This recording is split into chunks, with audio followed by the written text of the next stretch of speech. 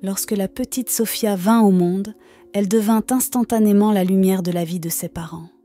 Leur cœur débordait de joie alors qu'ils tenaient leur précieuse fille dans leurs bras, imaginant le bel avenir qui s'offrait à elle. Mais seulement quelques semaines plus tard, ce bonheur fut assombri par une inquiétude grandissante. La mère de Sophia fut la première à remarquer des signes troublants. Le ventre de son bébé semblait inhabituellement gonflé, bien plus que la normale.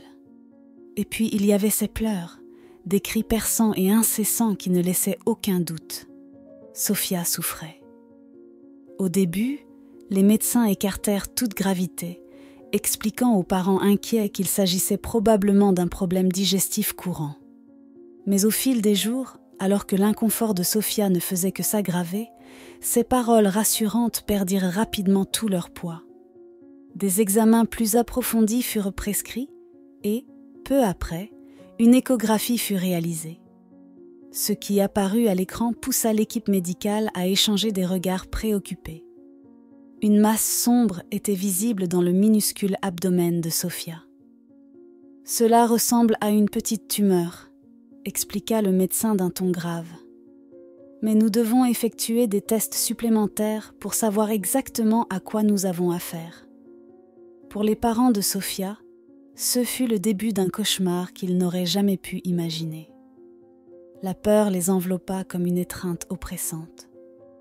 Les jours s'écoulaient lentement tandis qu'ils attendaient, impuissants, observant leur bébé s'affaiblir un peu plus à chaque instant. Chaque heure semblait interminable. Chaque nouvelle provenant de l'hôpital était reçue le souffle suspendu.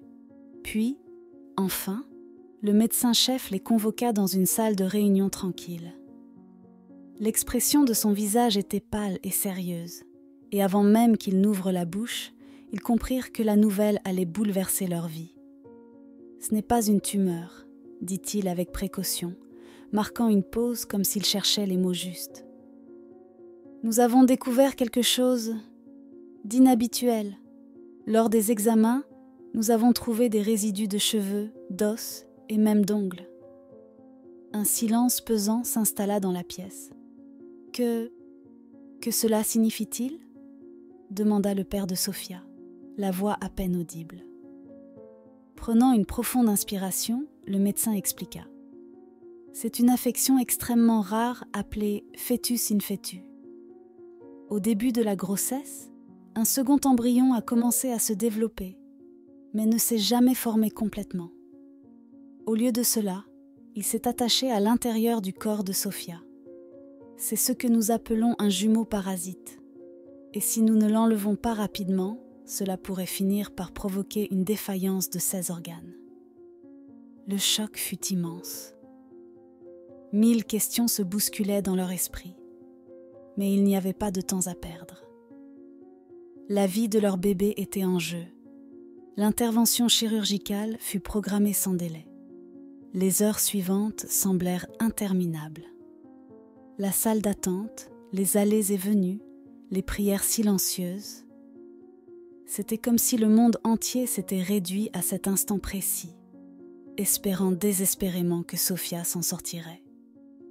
Puis, enfin, les portes du bloc opératoire s'ouvrirent. Le chirurgien apparut, le visage marqué par la fatigue, mais serein. « L'opération a été un succès », déclara-t-il, offrant les mots qu'il n'avait presque pas osé espérer entendre. « Sophia va très bien. » Un soulagement immense les envahit, par vagues successives. Des larmes coulèrent sur leurs visages, des larmes d'épuisement, de gratitude, d'un amour pur et indescriptible.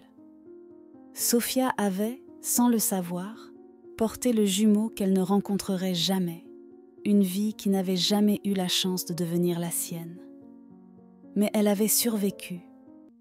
Et à cet instant, alors qu'il tenait sa petite main et écoutait sa respiration paisible, plus rien d'autre au monde n'avait d'importance.